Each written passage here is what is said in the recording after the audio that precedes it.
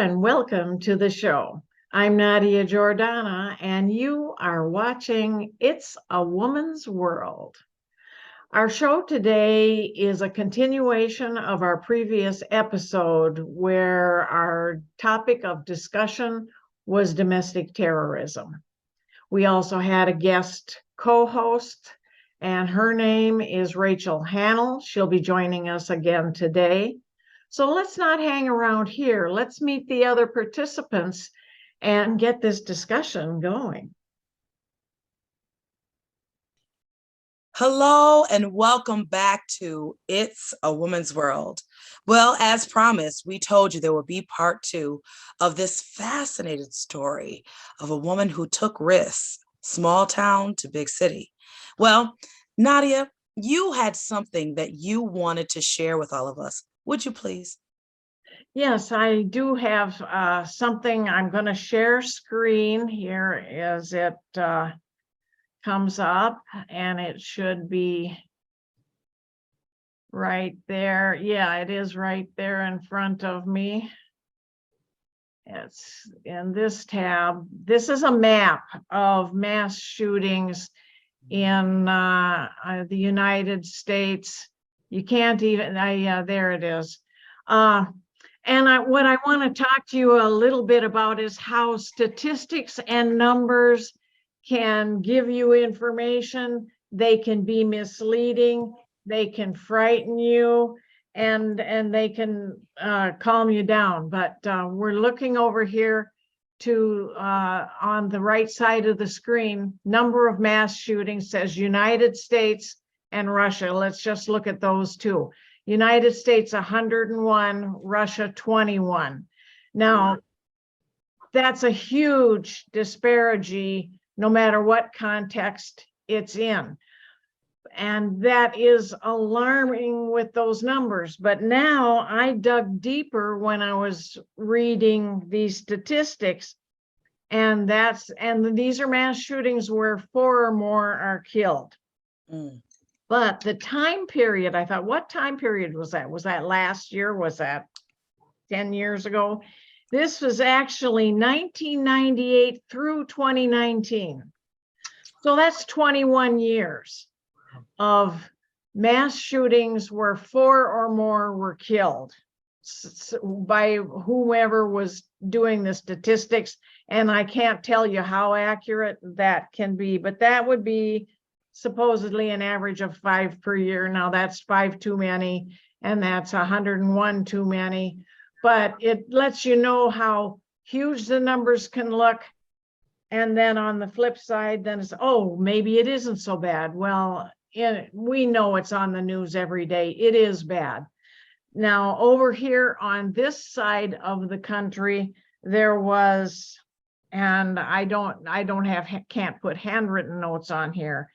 In the year 2022, there were 647 so-called mass shooting events where 3 or more people were killed. 647 in 1 year where 3 or more were killed. So I don't know how that ties up with the others and why there's such a difference. That's also something to take note of. But 647 incidents.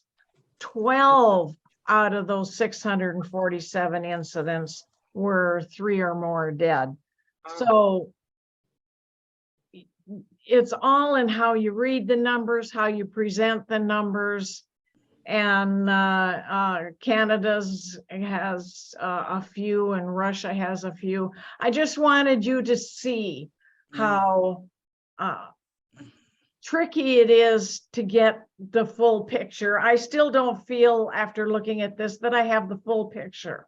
I guess I want to say something about, do you feel it kind of got even worse with COVID?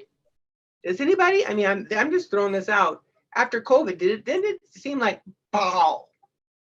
I think COVID put a lot of people over the edge. Absolutely, Candy, absolutely. Yeah. Anybody else? Well, one thing that I will say to that is I think no matter how you look at it, it's pretty widely accepted that the United States has the worst problem in terms of mass shootings. And there's a movie that when I used to teach Introduction to Mass Communications, I showed Bowling for Columbine every year. So that's the Michael Moore movie that came out over 20 years ago now. It came out in 2002, but he was really examining the Columbine school shooting. But his bigger question is, why the US? Why is there such a gun problem here? And the thing about that movie, I showed it in 2002, and I showed it even last year when I was teaching that. And it strikes me as so sad that I can keep showing this 20-year-old movie and the question still isn't answered, but the question is still like, it only gets more relevant every year. Yes. Well, that has leads me to inquire. And, thank you, Rachel, for being with us today. It's an honor to be among this esteemed group of women who are asking you questions. But I'm wondering how much television programming and movie programs, movies, and our business, our journalism, our newspapers, our magazines, our television news reporting, how much is that affecting either deadening our senses, or I'm not even sure how to language it, but I do know that both my husband and I in the past have enjoyed watching certain programs, and I'm not going to name the programs, but we often, more often than not now, turn those off or turn to a different programming because they're just too violent. I'm just not interested in seeing all the shooting as a fictional piece. I'm not. It's unsettling, and I just believe that it is not helping our situation. I absolutely agree with you. I just won't watch programming like that. Yeah. And I wanted to quick tell a short story here.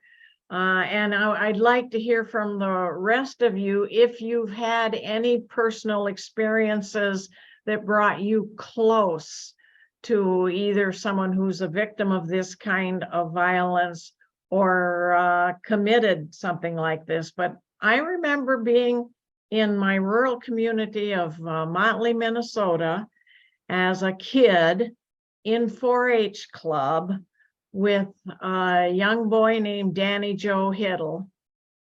And if you look him up on Google, they call him Daniel Joe Hiddle. And he was a shy, sweet, quiet little boy, adopted. I don't know what the dynamics were on his home, but he grew up and went on to he killed his parents to start off with. Went to prison, was let out after about 7 years. He had a kill list when he came out of prison. My brother was on that kill list. He got shipped to Texas because they didn't want him to stay in Minnesota. I don't know what the trouble was there, but he got shipped to Texas. Long story short, got incensed and upset again with this kind of rage that was in him. And that's not the little Danny Joe I knew. He killed 3 or 4 other people, including a little 4-year-old girl whom he killed for the fun of it. I don't understand. Well, he was given the death sentence and he was executed. That's someone I knew well as a child, and he was a sweet little boy. What happened to this person? I don't know.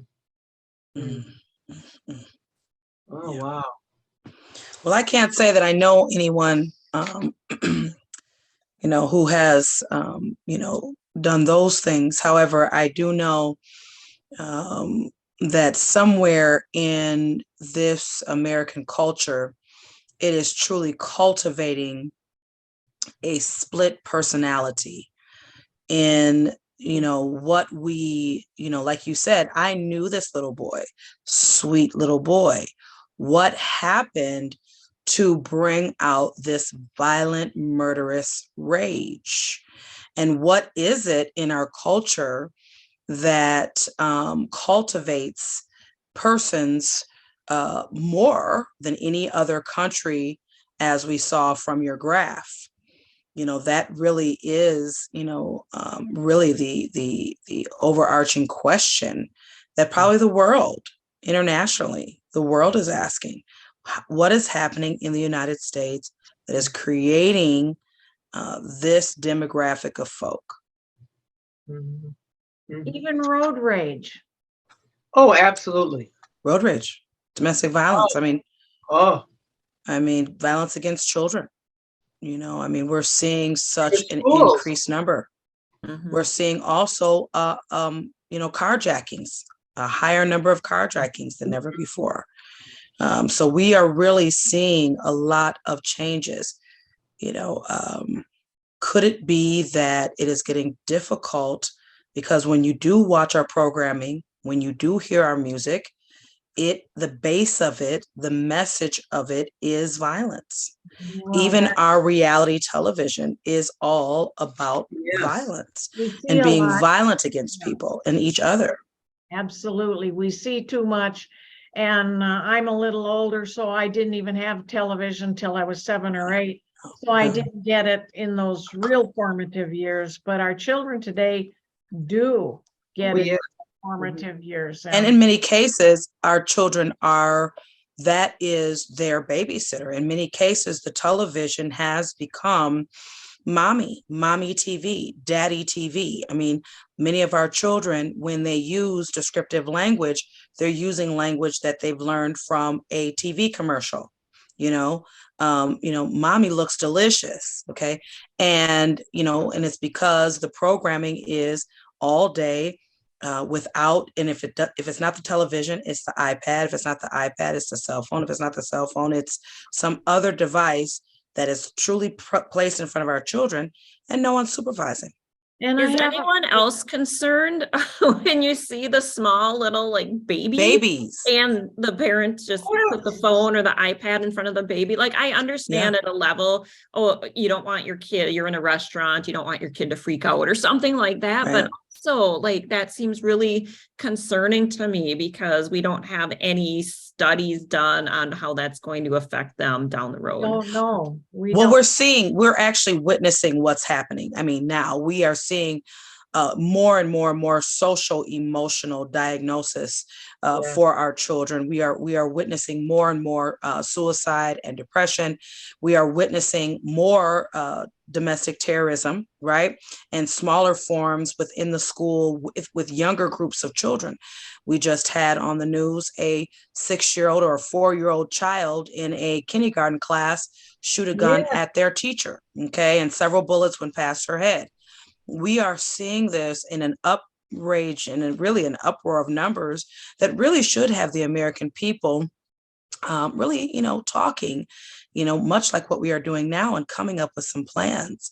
And our police officers who are supposed to protect us. Oh, Can we do about that? That starts in local groups. I would think that somehow, city by city, there should be something we could do.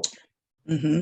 well, my brother, who was a police officer, retired, he said to me about the 5 men, police officers, that beat up that young man just recently. My brother said they are rogue. He said that's not police work at all. He said, so let us not get the idea that's police work. He said nothing was going on, whatever. Oh, we see this kid. Oh, he's maybe driving a little funny. He said, and he said, this is rogue. That's exactly what my brother told me. Yeah. But Rachel, I'd like to ask you, is there anything you think you're going to write anything about what's going on now like this? Well, I am looking for more ideas. So, I don't know where it will exactly lead me, but these topics are so intriguing and they deserve so much more attention. I am hopeful. I mean, I feel like a hopeful person at heart. So I am hopeful, like Jamila was saying about the crises that we're seeing today with mental health.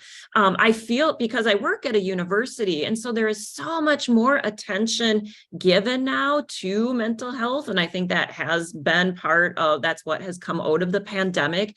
So I am hopeful that maybe 10 or 20 years ago, when people felt like they had to keep things inside and maybe they were angry, and then this rage just comes out and it erupts, maybe now we're finally getting to a point where we can tell people it's okay to talk about it. It's okay to get some help.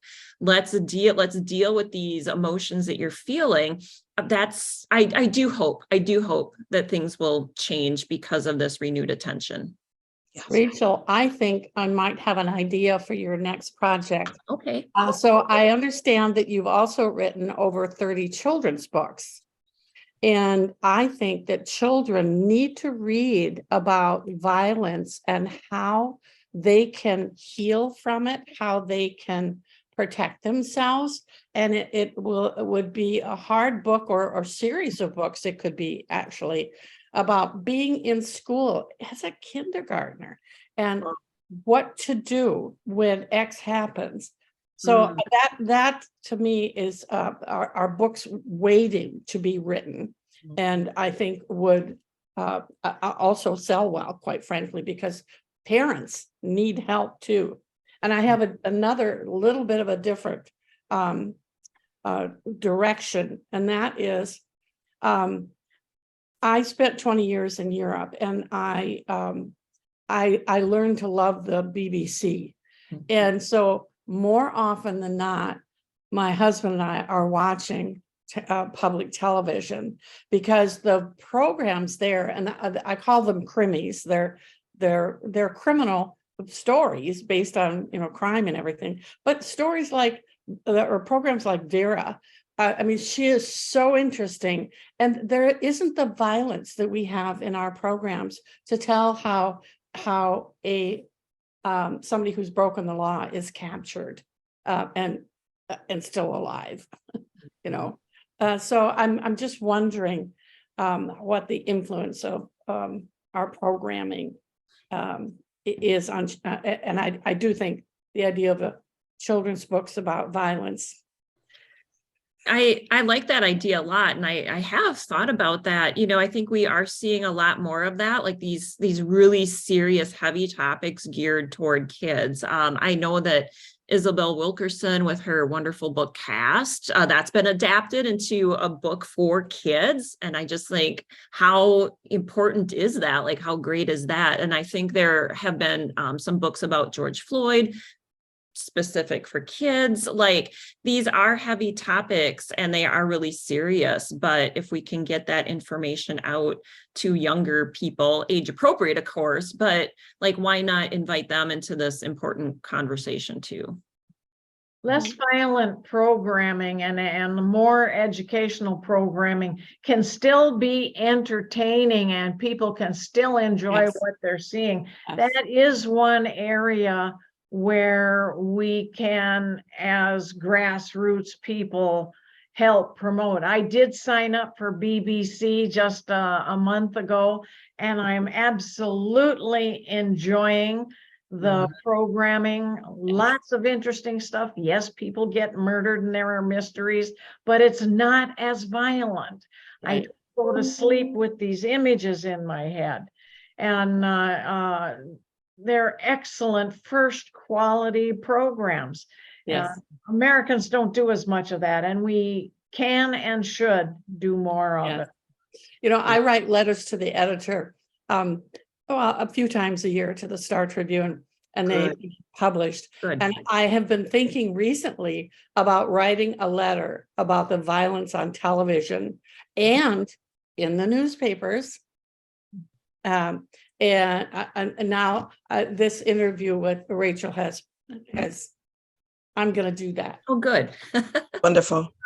That's wonderful. Well, we know that that is something that, Camilla experienced back in the 70s. We know that we can look from decade to decade, year to year. It has grown in various different ways and has been expressed through the American people in various different ways. And so I think it really comes back to, looking at the woman in the mirror Mm. and really addressing how do we, become a part of a larger movement that pushes back on what has become the new American norm and maybe a new American identity. Has this become our identity? And we have just somehow, by not pushing back, by not creating movements that really address this in a very large way, we have somehow co-signed this as a part of our identity as Americans.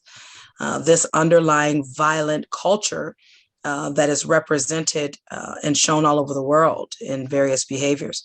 And so I think that it really goes back to looking at ourselves and doing much like you did, Rachel, calling those ghosts from the past, those voices from the past, and really examining what did they do? How did they, join together? What things they did great? What things we would never do again? And how do we, create a remedy that can work as a healing sap to begin to mend us and to bind us together in such a way that if we continue at this rate, I mean, we can just kind of predict what those numbers that Nadia showed us, what they'll look like in 10 years. Well, And Rachel, I have I a- also wanted to say something about, would Camilla, am I saying her name right? Yeah. Mm-hmm. Would she fit into January 6th? Yeah. I don't like the insurrection, because insurrection to me is slavery, like got a slave. None of them have ever been slaves, so I don't like that title. But don't you think she kind of would fit somewhere there? It is two sides of the same coin. And when I was working on this book to really like wrap it up and put the finishing touches on it to get ready to try to sell and get it published, January 6th happened, and there were so many women who were part of that too.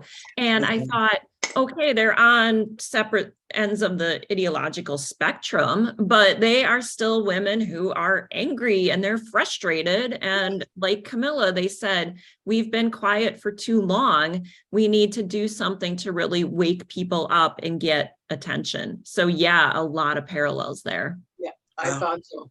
Mm-hmm. Such good stuff. Such good stuff. Well, we always have such rich and enriched conversations. And whenever you get women together that are like-minded and creative and thoughtful, you're going to get some of the greatest conversations. And you got a chance to witness one of those. Well, Rachel, we want to say thank you so much for being with us. Before we go, I did want to ask you if you could sum up quickly, how can we find you? If we were looking for you and said, oh, we want to know all about Camilla, we want to know about Rachel. What is Rachel up to? Tell us. Well, like you, Jamila, I'm easy to find.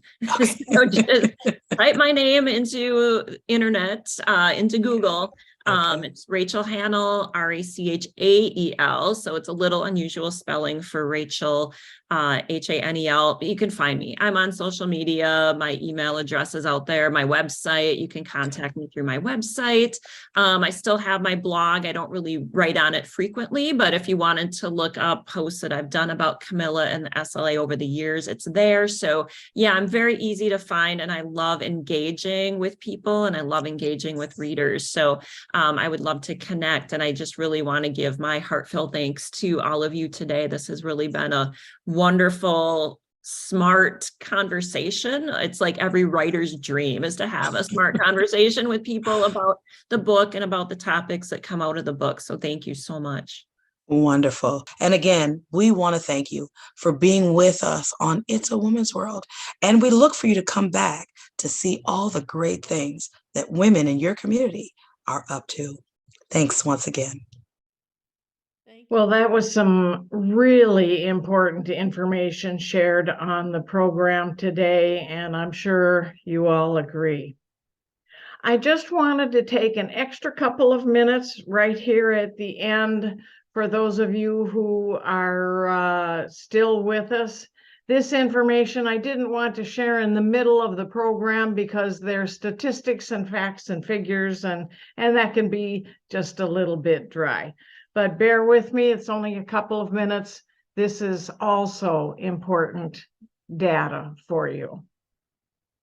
I've got this information from the congressional testimony by Seth G. Jones that's titled The Evolution of Domestic Terrorism, that was published February 17th, 2022.